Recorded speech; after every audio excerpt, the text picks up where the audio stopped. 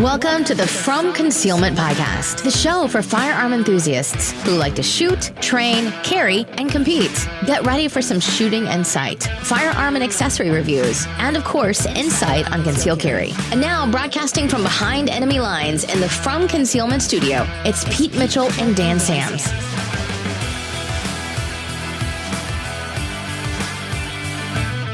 Hey, Freedom Nation, this is Pete Mitchell. And I am Dan Sams. And you are listening to the From Concealment Podcast, where sometimes we wear tinfoil hats. Sometimes we don't. Sometimes we don't. Yeah. You know what? I'm feeling less. You know what? Here, this is good. I'm feeling less like I need to wear a tinfoil hat because more people have put on tinfoil hats for me, right? I'm not so alone. Sorry, my son is coming into the shot. Yes, you can play with that, but I'm on my podcast, buddy. Yeah, I need you to go. To fix this. Okay, you can fix it. I'll help you fix it later. Yeah. Oh, you gotta love it when that happens. Yeah, sorry. I even closed the door. I know, right? It doesn't matter anymore. Yeah. COVID ruined the door closing technique. It did, man. All right, Micah, you're gonna have to go with this. Like, we're seriously like recording a podcast right now. Like, it's really important. Probably like 2 people are listening to us right now. All right, there you go, bud. Yeah. So this is a serious thing. I am not feeling, yes, you can go. I am not feeling the need to be all tinfoil hat laden in these recent days because so many people are with me. Like, I don't feel as paranoid because so many people are seeing the truth with me, including like my wife, and including like elderly people that that have been around that are like getting it. I'm feeling a whole lot more surrounded by like-minded friends these days. And so all the same stuff is true. I am equally upset. And yet it's just feeling kind of warm and fuzzy that I'm not alone anymore. I'm no longer the friend. What do you think Trump's going to do? There's the whole talk about him starting his own network, becoming a media mogul. I mean, obviously, he could always have a Fox News show. Yeah, although, Fox is moving left steadily. If you guys are following this, Fox has been moving left because the Murdochs, the Murdoch son that owns it now, was a Biden supporter. And so we're seeing a push to the left there. I think we're going to see that drift even further left. But no, I think as far as what Trump's going to do, I think we need to wait till the Electoral College is in before we say what he's going to do. You think he still has a shot? I don't know that he has a shot. He does not have a shot. Let's say this. He doesn't. I would say that there's a whole lot of fraud that I think is still yet to be exposed. I don't think that's going to change the election. Like, I'm assuming Biden's going to be president. I do think there's some stuff that's going to come out and it's going to look real shady. I'm not expecting. I think they're going to whitewash over it. Yeah. I really do. Yeah. I think they're just going to say, So if that's the direction it goes, or what we're pretty much expecting here, I'm not sure what Trump is going to do, but he's probably going to do something. I mean, he's been in media. He's probably going to go back to media. It's going to look different, but I think he's going to do it. He's got plenty of money to be made there. And he is one of maybe 2 or 3 presidents that will ever come out having made less, like having lost money, essentially being president. And so what I find really interesting is CNN, they had an article that I read where they're like basically saying, the democracy is dying because all the conservatives are leaving Twitter and Facebook and going over to Parler. And so we can't, they're leaving the major social media websites. And so we can't have these discussions. We weren't having discussions before. Yeah. So number one, there was no discussion. That's like the abusive parent that puts duct tape over a kid's mouth and then yells at him for not answering. Like, this is like, you're thinking of the whole situation with the Hunter Biden laptop. We're not talking about a conspiracy theory. We're talking about a legit story. Like, the evidence is there. It happened. And yet Twitter banned them from sharing the story. Yeah. And how many other things were the quote unquote fact checkers? Actually, one of the fact checks was one of the pictures of Hunter Biden with a pipe in his mouth. and it said something about it being a crack pipe. They fact checked it and said, no, it's a crystal meth pipe. Right. It's a meth pipe. And I'm like, first of all, you can smoke both in either pipe. It could be a crack pipe that he smoked crystal in, or a crystal meth pipe that he smoked crack in. We don't know from the picture, right? But to fact check that and I act as if that's a false story is about the most ridiculous thing I've ever heard. Right. And so, of course, people are moving to Parler. I don't blame them. Like, I'd go to Parler. I might go to Parler. I started a Parler account, and to me, I'm like, oh, wow, this is as stupid as Twitter. I'm not sticking here. Yeah. It's just dumb. It's dumber than Twitter, actually. And that's kind of hard to do. Let's see. They had to work hard at that. Yeah. I might have to get off everything. I really might. I really want to, except that I run so much ads on Facebook, and I feel guilty about running all the ads because I know. I'm giving money to the beast. Yeah, exactly. As we live stream this on Facebook while we talk. I know. We hate them, but it's the way it goes. Well, I'm in the same boat. I have clients whose pages I manage. We run ads. It's difficult for me to get completely off of it. And then you know how it goes. I actually deleted the Facebook app off of my phone to kind of mitigate my, how much time I was on there. Right. And so I'm going through, my Chrome app. I'm still on there. Admittedly, though, it's a more of a hassle, and so I do it a little bit less. It is nice to get on there and look at the memes every now and then. If the world's going to burn, at least we've got memes. So, yeah. I actually have a thought on that. You were about to say something, though? No. So I shared something. Facebook actually banned my ad account, and I was literally running no ads whatsoever. Nothing. They're just like, we're going to ban you. Did you start up another ad account? I have lots of ad accounts. Yeah. So one of the things we were running into, because one of my clients is a pro-life pregnancy center. And they were finding out about other pro-life pregnancy centers that are getting their ad accounts banned, or the company that manages their ads is getting their account banned with no real explanation. They'll just say something about community standards, and then that's it. Shady. But yeah, and that's just kind of Facebook for you. In fact, like when I went back to Facebook, I just said I wasn't even running any ads, and I haven't had any ads turned off. So I think your automated system did this. And I didn't say it, but I was like, and I know you guys have me marked as a ultra conservative because I've looked at it. Like, you can look at your profile and they tell you how they have you listed as. Yeah. And I'm like, would you just go, oh, well, he's a conservative, let's turn off his.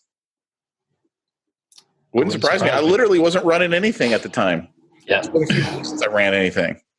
Wouldn't surprise me. Yeah. Yeah. So this is interesting. So I've been trying to encourage the saints on Facebook, and the like-minded need some encouragement. So I posted a thing a while back related to all the vote stuff. And I just posted things about Jesus is king, and I cited scripture, and that God is in control. I cited scripture and several things. And then the very last thing I mentioned, not the very last, one of the things I mentioned is that God in his sovereignty has, in this season of turmoil, given us memes to enjoy with great delight during all of the downfall of society. And then on down, I made a comment about, hey, use the freedoms we still have. Tell the cops to come back with a warrant, and don't answer questions you don't have to. Remember the Fifth Amendment, and buy some guns. Second Amendment still applies somewhat, and then don't associate with things you don't want to, because First Amendment keeps you from having to do that. And I just kind of cited these. I actually had somebody get mad at me. I saw that actually, and I couldn't get him initially to tell me what he was mad about. Now, what's funny is this guy's young. He's about my age. He's mad at me, and he claims to be a Christian. I believe he's a Christian. He's a pastor. I love him. An older lady is loving the whole comment about the memes. And she's like, I'm so thankful for the memes these days. Thank you so much. And I'm like, yes, this guy's mad. And I'm like, dude, what's the issue? And he's like, well, it's the last one where the whole thing where using your freedoms. And I'm like, you're mad. I didn't advocate for breaking the law. You're mad at me because I'm advocating the use of our freedoms. And so we're going to meet this week and talk about it. And I'm just going to be like, yeah, you're a freaking bootlicker, man. But like, we're in a weird world, man. Weird world. And the fact that it's the young guy that's mad about me talking about freedom, and the lady who's roughly my mom's age is the one who's messaging me about buying guns and who's telling me how much she loves these fire memes right now. Dude, what was funny to me is, so I'm at church on Sunday, and one of the guys there, he comes up to me and goes, "Hey, I just got another gun." I'm like, "Awesome, man. What'd you get?" He's like, "I got a Glock 17. I'm like, "That's my favorite gun. That's awesome." He goes, "Yeah, my wife said to me last week, we don't have enough guns. You need to go buy more." And I was like, "She's got a ministry. I need her to go meet with my wife. And then I need her to maybe start like a women's group and preach this message to them." That is awesome. She needs to start a Bible study. This is good. Yeah. What was funny too is they were like, so then like me and my wife, him and his wife were standing there. And I'm like, "Hey, she just started a ministry, honey. I think you need to go join it." And so, then, everyone found out what we were talking about. And so then they're like, "How many guns do you have?" And I never answer that question ever. And my wife goes, "Yeah, he doesn't answer that question." I'm like, "Hey, if I have 19 guns and the government comes and takes 18, how many do I have?" "I got 67 because I kind of lied about the number 19. I'm like, that's awesome. I would never tell you how many guns I've got. Did you see the thing where the guy is like, my wife and I had a vote yesterday on whether or not I should get a new gun. Yes. And it was 1-1 when we went to bed, but during the night, 300,000 votes in favor of me buying a gun came in. And so really excited. I'm going to go and buy a gun today, guys. And then somebody posts like, "This is a great time for you to call for unity." This is a great time to call for unity. That's awesome. Oh, it's so good.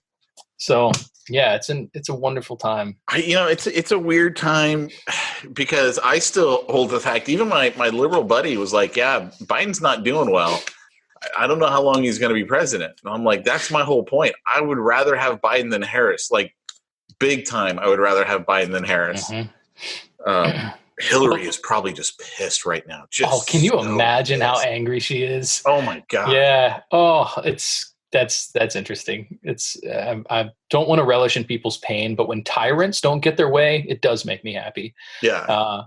Well, did you see the guy, I forget who there's somebody that's being considered for a cabinet position or some kind of a staff position in the Biden presidency, made a comment back in like 2014, maybe 2016, about people over 75 really have no value of life. and like he's being considered for like the coronavirus task force. Yeah. And I always remind everybody, Biden is 77. It's just things like this are hard to fathom. It's like it would be a joke. It reminds me of a setup in the old Arrested Development show that would have this weird thing somebody would say and they wouldn't get how ridiculous it was. And so you're laughing at them being ridiculous, but they're so ridiculous they don't understand it. Right.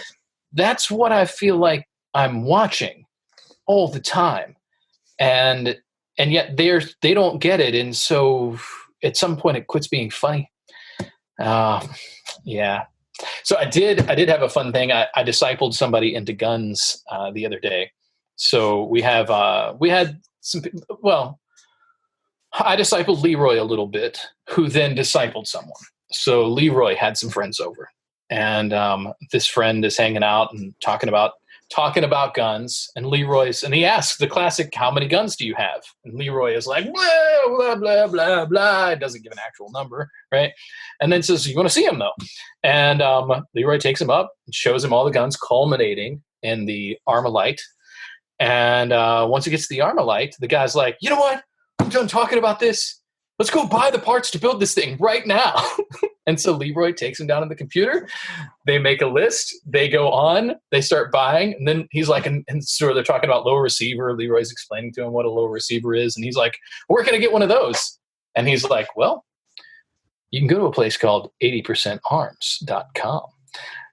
And so this guy is building his first AR.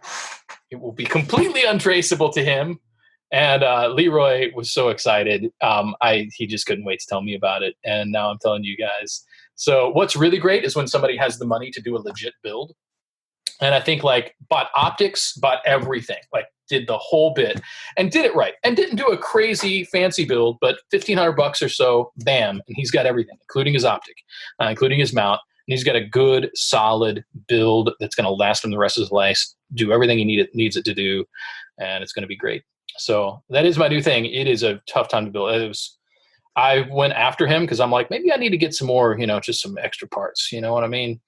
And I go on and I'm looking at like 80%, man, they're running out of jigs. Like the only jig that they had was like the polymer jig that you can only use like a couple of times. Like you can use it on an aluminum or a polymer, but it's not designed to last forever. And so they're like, yeah, the people on it are like, yeah, this worked really good. It was great, but I probably can only make one or two more with this one.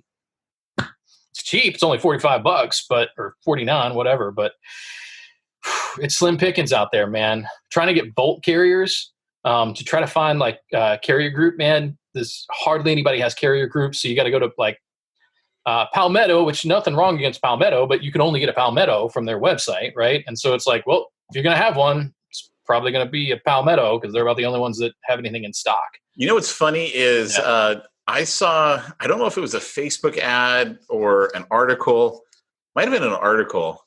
Some company created what I thought was ingenious. They created a bolt action bolt for your AR-15, which then means it's no longer classified as an assault weapon here in the unfree state of California. Because bolt action is not semi-automatic, and that's what all of our stuff applies to. But it literally just slides right in. So I'm like, in other words, you slide it in, you're perfectly compliant. You get to where it is you're going, you put in your bolt carrier group out of state of California, of course, because we wouldn't advocate for breaking the laws of California. And you can go to town, do what you need to do, and then when you come home, put the bolt carrier back in. And I was like, that's actually ingenious. It is. Well, and then you still have a functioning gun. Right. So yeah, that's not bad. And I'm trying to think, there might even be value. I'm trying to think if there's value. There might be value in having something having that bolt in there for maybe for target. I'm trying to think, I'm trying to think if there's any value from a recoil perspective, from a no, probably not. No, I'm trying to make an argument for it. I can't find it. No, it's literally to keep you compliant. Yeah. So, hey, guys on the feed, I'm looking at the feed. I'm a little behind checking this out, but apparently when we started talking about Facebook, our feed went down. Oh, did it really? How funny is that? Yeah. Nick on here is telling us that our feed went down as soon as we started talking Facebook. And Cameron, man, I love Cameron jumps on every time. Dude, Cameron, thank you so much for being faithful on your listening and talking on here with us. He's talking about Wives for Guns as a prayer group. I think that's awesome. And he also says, itchy ears, we got to be careful about what we say on here. He's right. Yeah. Somebody was joking with me. One of my friends will just say a military friend. Keep it real vague. We were joking about the watch list I'm on, and we were like, if the various agencies, aggregate their spreadsheets, they're going to be like, hey, look, Dan's on all of these. Yeah. Hopefully that's not true, and we're just exaggerating. See, I love the 80%ers, and I think your buddy, who that's his first AR, he's going to learn so much. Especially if he's building all of it, upper everything. He's doing everything. Yeah. I mean, that's how I learned. And then when they became not illegal, but you had to register them here in California, I got rid of my lowers and I bought a couple of high quality Anderson lowers because what the heck do I care? Yeah. They're all made in the same factory anyway. So just slap an Anderson name on it. And so I replaced them, but that way it was registered, right? Because I just didn't want to deal with with California and applying to the DOJ and all of that stuff. So I was just like, you know what, get rid of those 80%ers. Obviously all the upper stuff still works, right? So you just slap on the new lower and you're good to go. And that's my 300 blackout and my one of my 5.56 is very nice. They were originally 80%ers that I ended up buying lowers for. Nice, man. Yeah, well, and this was the same thing I was telling him. Just like you said, you learn so much doing the build. We looked at a couple of complete uppers, and fortunately there weren't any that he really liked, and they were really overpriced in my opinion. A lot of the complete uppers where I'm like, man, you felt like he's paying an extra maybe $200 or $300 on some of these. And I'm like, just put it together yourself. It's going to take you half hour max. Just pay yourself $300. Pay me $300. I'll put that thing together for you. Then you might be a manufacturer and you need. Oh yes, that was a joke in Minecraft for sure. That was totally, I know, and in seriousness, that was a joke because I would never charge my friend to help them out. I would never charge. I would be so excited for him to come over so I could put it together. I'm never going to charge for that. Yeah. My dog keeps chewing my power cords. I'm trying to keep her from killing herself. She doesn't understand. Oh, man. Stop it. Yeah. But I think you learn so much. Like when I had the 80%ers for my Glocks, and I originally got those because California has this law that you can only buy one handgun every 30 days from a dealer. Mm-hmm. And I was like, I really want a Glock. And I had just bought a 1911. So I bought the kit, put the whole thing together. Again, since then, I still have all of the parts, but I got rid of the lowers because of the law. Mm-hmm. And then I bought some lowers that are not done. So right now they're just hunks of plastic.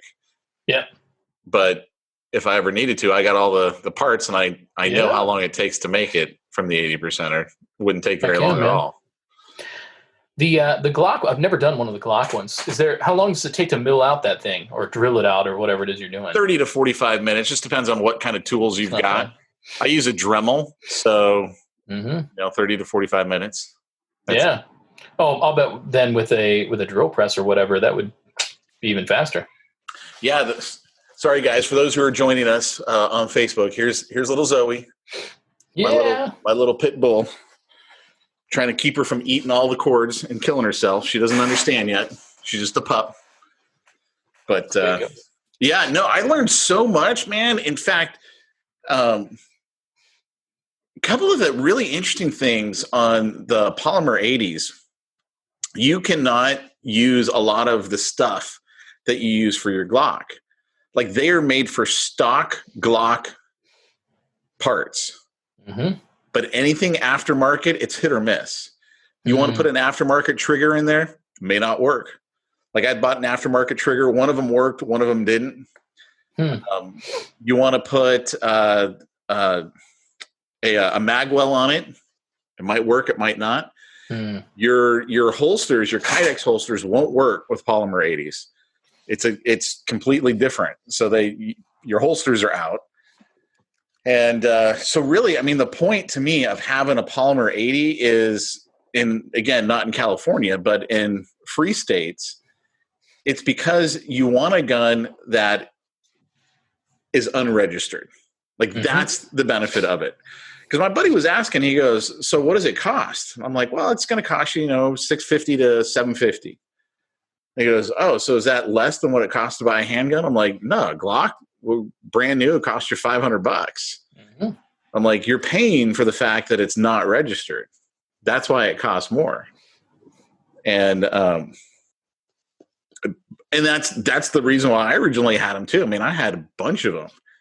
I was like, I don't like the government knowing what I got. So, because back then when I started, it was legal in California. Mm-hmm. And I had, my 40 caliber, I had a bunch of nines, a whole bunch of different style of nines. And now I don't have those anymore, but I have all the parts. So, and I have I'm looking at it right now. You got the blanks. I got the boxes of polymer 80s just sitting up there in my closet, completely untouched. So I'm totally legal as long as they're untouched. That's awesome. That's you currently under current law. Under current law. We'll see what happens. Well, and if it ever becomes illegal, you just mail them to your old buddy Leroy. That's right. Leroy's always glad to take that stuff off of your hands for legal purposes. I got to be honest, man. There's a lot of stuff that, like, if I had a place out of state, I would definitely have. Like, I know the ATF is up in arms right now at AR pistols and AK pistols. But to me, I'm like, that is like one of the best home defense firearms there is.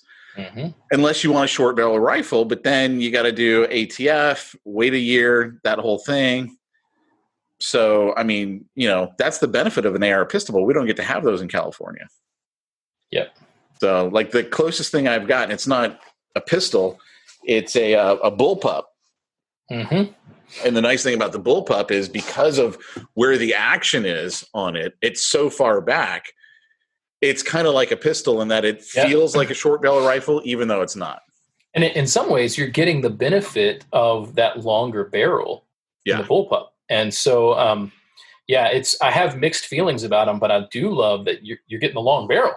And it's a little bit different, obviously, when you're training and how you're loading, and it's a different totally game. Different. Because it's a different gun, but there's value in that. It really is. Hey, we were talking about uppers, and Cameron actually mentioned on here, he said BCA, I'm assuming he's talking about Bear Creek Arsenal, has some complete uppers at a really good price. And I just got on here, and he is not kidding. Wow. Really great prices in these in the $350 to $400 range for some pretty nice, even, man, $450 Bushmaster, which that's not a bad thing. The 6.5 Creedmoor, all this stuff in good prices, man. I wasn't seeing anything for less than about $800 the other night. Now we were looking for something very specific, but this is pretty good. Great thought too, by the way, if you're in a state that allows hunting with a straight casing, that 450 Bushmaster, you could have your regular AR and just get that 450 Bushmaster upper on that thing, and now you can hunt with the thing. And shoot, you could use that for defensive. I can't imagine what it would be like for somebody to get hit with a 450 You should also note that the 450 uses the same 30-round magazine. However, you can only put 9 rounds in it, I believe. Yes, you are correct. Therefore, I know exactly where you're going. It is completely compliant in California because it doesn't hold 30 rounds. It holds 9. That same is true with the SOCOMs. Same is true with SOCOMs. You can, I think, it's 9, maybe 10. The 458 SOCOMs, man. Yeah. Yep. So just make sure you keep them loaded with 458 SOCOMs, and it's only a 9-round bag. And if anyone asks, like, you get rated, you go, those are for my SOCOM 458. Exactly right. And then you also ask, what level plates are those, officer? No, you do not ask that. You do not in California. Oh my God. Hey, he's an expert. He's a good guy to ask about it. He might know about what kind of plates you should get. Excuse me, officer, what level plates would you recommend to someone such as myself? It's also nice to know. And then if he's like, well, I'm wearing 3A right now. Interesting. No. I'm in California. You can't say those things on this podcast. Oh, it's so fun. And it's good times. Anyway, the Bear Creek Arsenal seems to have some really great deals. The Bushmaster. Oh, he's asking about the Bushmaster SOCOM. Both of those, man, for the 9 rounds. The 450. Actually, I need to confirm. I've never put 450 Bushmaster in a standard mag, but I'm pretty sure that's the same. I'm not sure either. Yeah. I know the SOCOM, it's the same mag. Because they actually created that for the military so they could literally just rip off the upper, put on, the 458 and go to town if they need it. I think 450 has to be the same because you're using the same lower. So it would pretty much have to be the same mag. I wonder if you need to change out the follower in it, maybe, but probably not. I mean, you don't have to do that for some of the others. You just put the thing in there and just load the thing up. I want to look about that follower. My bullpup that I got, the bad side about home defense for it, because again, here in California, we can't have a flash hider. That creates an assault weapon. So we got to have a muzzle brake which makes it easier to handle because politicians have no idea how any of this stuff works. However, it makes it loud. And we're talking, it's right there. It is not very far. It's not like a rifle where it's out another 6 to 8 inches. Mm-hmm. So, I mean, it is loud. Like, if you're shooting that in the house, you're not going to hear anything for a few days. Your ears are going to be gone. So Cameron is asking what we suggest between the 450 Bushmaster and the 458 SOCOM. And as always, when it comes to ARs, my question is, what are you going to use it for? And so if you're looking for home defense, I'd think about that 458 SOCOM. I mean, you're gonna make a hole in somebody. It's going to put some. It's going to put some lead out there, man. It's going to put a hole in them. It's going to put a hole in the wall after it's gone through them. It's. But if you're looking to hunt with it, and I don't know where Cameron is, he might not want to disclose. But if you're looking to hunt with it, and your state will allow straight casing hunting, like I know Ohio, it's more complicated than this. But if it has a straight casing, not a tapered casing, you can hunt with it. And so you can hunt with 450 Bushmaster. And so 450 Bushmaster, if you're going to hunt with it, you can also use it for defense. It's going to make holes. And so if you needed something that was going to do both, I'd probably get the 450 Bushmaster. If you were only going to use it for defensive purposes, I'd maybe slightly give the edge to the 458 SOCOM just because it's got practice.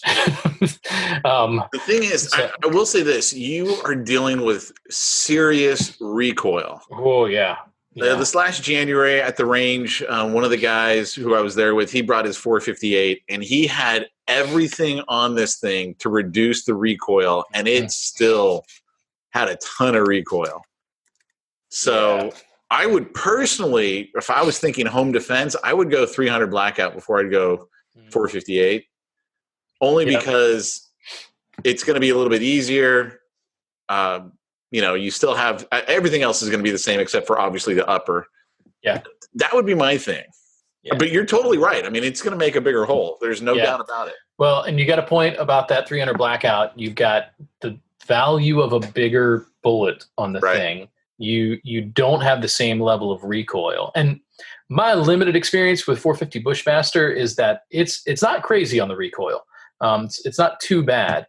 And so it's whatever you want to do there. The only thing I'll say, if you're doing 300 blackout, and I love 300 blackout, mark those mags really good. I'm always fearful of somebody who's running 5.56 or 2.23, and they've got the same mags and they're lying right next to each other. And one day you forget. Yep. It just that is a potentially deadly mistake. So that's why you see the guys that put the Ranger bands that say 300 blackout on all of their 300 blackout mags, and that's good. Like you want to be safe about that. Yeah. Not a mistake. Also, now he's saying, okay, 300 versus 7.62 by 39. Oh, Cameron, you're asking good questions. He's just looking to expand the arsenal. All right, so we got another less than 20 minutes. I am going to advocate for the 300 blackout, but only because of the platform. I like I really like that I've got the tools and I can do what I need to tear down an AR. And so if I'm going to get 300 blackout, I mean, you could get the mutant thing where you're getting the 7.62 by 39 in an AR platform. I mean, that can be done. It's fine. But I'd probably go with 300 blackout. It's a pretty cool round. You can get wonderful things like the Honey Badger, or at least you could until the ATF went even more draconian. There's just a lot to be done with that. And I just like that AR platform. So that's the direction I go. With that said, man, the Kalashnikov just has a special place in my heart. It just does. And there's just something about that rugged whatever. And so it's a hard decision, man. If you already have an AR, which I get the idea you do, Cameron, I'd probably go with that 300 blackout. And then you've got two guns that you've already got the tools to work on. You've already got the stuff. You know how it works. You're probably better off there. And so that's what I would do. But if you don't have anything, maybe think about that 7.62 by 39, and you get yourself with that. The thing that I don't reliability the biggest thing I don't like about the AK is the slide doesn't lock back when you're done with the mag. I'm so used to that. Yeah. That I'm like, wait a second. Well, am I out? Oh crap. Yeah. And I think you can get the ones that have the whatever safety lever that has the little notch in it that you can manually make it hold it back. Not all of them do that. But it's not the same as it automatically locking back. Right. Yeah. I want it to automatically lock. Yeah. So you have to have the AR for that. Eugene Stoner knew what he was doing. Like he really did. Made one of the best firearms ever. He really did. I think, so I recognize, like, I know if there's Vietnam vets listening right now who had the bad experience with the early M16s in Vietnam, I understand the like disdain they have because they essentially got prototype weapons that they hadn't trained on thrown in the worst climate for them. Like, it's just terrible. And so many of them will always say, I want my Kalashnikov over that. And we'd always pick up a enemy weapon anytime we could. And man, I totally respect that. I totally understand. And it's kind of like if you were in an accident in a Honda Civic, you'd probably have a hard time getting in a Honda Civic again. I get that. But the issues that were worked out, and now you have this gun that I really do think is a superior weapon to the AK. And I know that there's AK guys that would hear that and just be appalled and want to fight me. And I would be like, I don't want to fight. You guys are crazy. But yeah, that's where I'm at on it. Yeah. Cameron's saying sweet. Thanks guys. And by the way, you can't go wrong. It's a winning combination no matter what you do there, brother. Whether you do that 300 blackout or you do the Kalashnikov rocking the 7.62, can't beat it. You're going to be a happy man. Like, you are not going to go to the range and be sad in any of those scenarios. So, Cameron, I think, is a fellow Christ follower. Just be really Calvinist about it, man. Whatever gun you choose is going to be the one that is God's plan for you. And so you get that gun, you go and have fun at the range. You're going to enjoy it. Yeah, brother. It's good stuff, man. So anything else that we needed to cover today, man? You and me and Cameron had a good time on this call. Everything comes back to, I think we're living in some crazy times. Train as much as you can because you don't know what's coming down the pipe. And remember, the number one rule of gun safety is never give your guns to the government. Oh, see, that's the new number one. Number two is stay strapped or get clapped. Yes. And I am going to really, we've been joking around a little bit, but the fact is we are 7 months into pretty heavy government overreach. We have had riots early on when this was going down. We were talking about there's going to be riots. There were riots. We also have an American dollar that is inflating to the point of insolvency. It's bad. Actually, it's worth paying attention to the fact that like Bitcoin is up again like crazy. Please don't treat Bitcoin like an investment strategy. It's not what it's really designed for. But when we see Bitcoin was almost at $17,000 yesterday, right? That's after like it was a big deal 3 years ago when it went up to like 7,000. I've left like a couple of $100 in there, or I don't know, 150 or whatever, just to see what it would do. I'm making money right now. It's not enough to care. It's more just because I'm interested. But we're talking about an American dollar that is in bad shape. We're talking about, and I don't think that the election results are going to get overturned, but there's been some legitimate fraud, and they keep saying that there's some can you imagine? I don't think this is going to happen, but can you imagine if this election gets turned around and all the people that we thought were going to riot now, after they've had a month of thinking that this election was theirs, if they go the other way? We're talking about end of the world as we know it levels of rioting. For them. Right. So yeah, do your dry fire training. Keep that ammo. Don't go and burn ammo at the range. Be ready. Make sure your kids, you're assuming they're old enough and responsible enough, and your wife, everybody knows how to use your guns. Be training. Be ready, because it could get a little hairy. It's just the way it goes. Unfortunately, that is the way it goes. Yeah. Well, good stuff, everybody. That's all we have. Actually, you know what? I do have to tell you one more thing, and then we got to get off of here. I know. We need to pay attention. If you are waiting to get guns or parts, stop waiting. I am having conversations with people in the gun world that are really concerned they won't have guns to sell on Black Friday weekend. Now, I think we're going to be okay. I think we're going to be all right. So please come on out to Lake Erie Arms. I think we're making plans. We're going to have stuff for you, Lord willing. It's looking pretty good. But don't wait.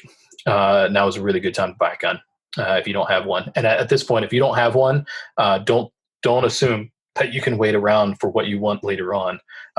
Go ahead and get that, 380 that you weren't planning on getting because you were wanting the 9 or wanting the 45. It's better to have a 380 than nothing. And you might actually have an easier time getting ammo.